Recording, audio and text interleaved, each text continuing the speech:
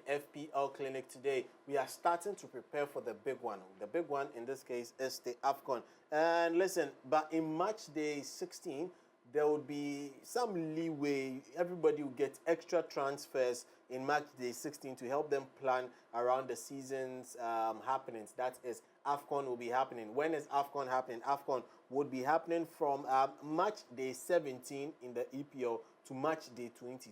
Match day 17 to match day 22. Yes, so that is what will be happening. So between those parts, your players will be missing out.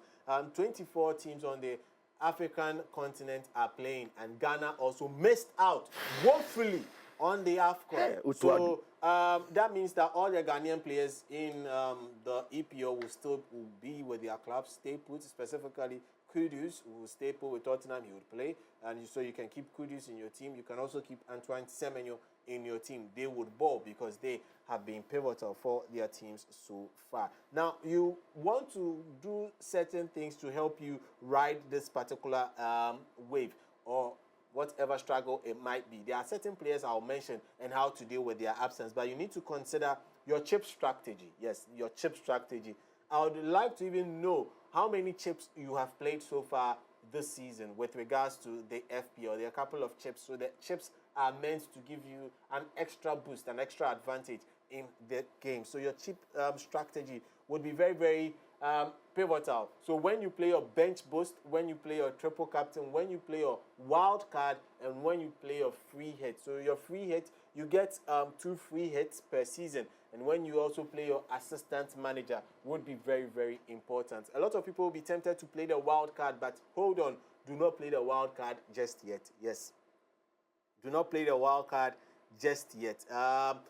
We'll talk more about these chips next week, but there are some key players who are already going to the AFCON from their teams, key players for the FPO. I'm talking about the likes of Mohamed Salah. Now, for Mohamed Salah, you are going to look to possibly replace him. So for Salah, he'll be missing out all the games that Liverpool will be playing. So there are a couple of people you'll be looking at to replace him. One is Cody Gakpo. So we are planning ahead. So Cody Gakpo could be that player for Liverpool in the absence of Salah. A lot of people are mentioning Florian Wirtz, but currently Florian Wirtz is out injured. So he actually would like to see what happens with him going forward. Another name that could actually also come into play is Antoine Semenyo, because he is also out. But unless you want to wild card and fancy a short-term punt, Salah's display suggests that it's not worth wrapping up your squad and even taking up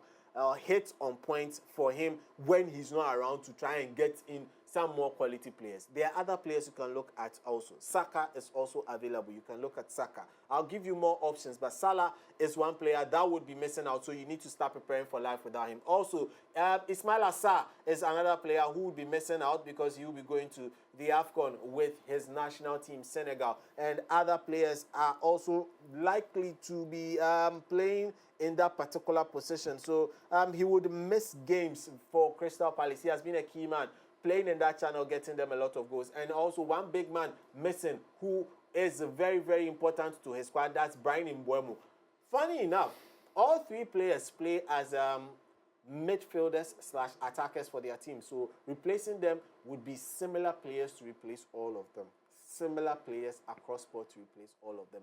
But to get the mix right is where the issue is. To get the mix right is where the issue is. So that is how we are beginning to prepare for the FPL going into the AFCON season. However, now let's just sort your weekend issues. Now, quick one. A lot of people are talking about Gabriel Magalhaes missing out. A couple of people also missing out. But listen, to replace Gabriel Magalhaes, you can take a look at Nico O'Reilly. Nico O'Reilly is currently playing as a defender. He gets up a lot, scores a couple of goals. That is added points to him. You can also look at Daniel Munoz. Munoz of Crystal Palace. Excellent player on the pitch. He's also bumping up and also getting goal mouth action. So Gabriel gives you goal mouth action. These are players who are likely to give you goal mouth action as well. And you can also look at Marcos Senesi. Senesi is also a very interesting player to look at to try and replace the man